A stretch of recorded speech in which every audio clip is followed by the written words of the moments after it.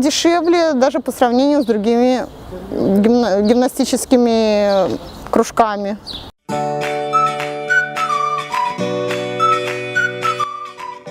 Дочку мою зовут Скарлетт.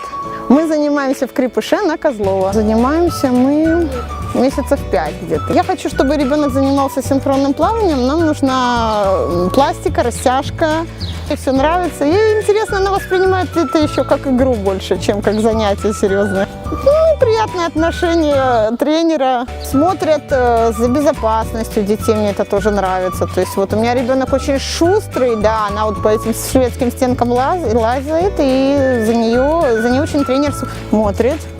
Очень серьезно, ответственно подходит к своей работе, это мне нравится. Но иногда пытается складку, лазить по шведской стенке и прыгать на батуте. Болеем меньше, и более, она у меня очень шустрая, она очень выматывается на гимнастике, ну и немножко может так более спокойно дома провести какие-то занятия, которые нужны, где необходима усидчивость. То есть она может больше посидеть, больше почитать книгу, потом вот это мне нравится.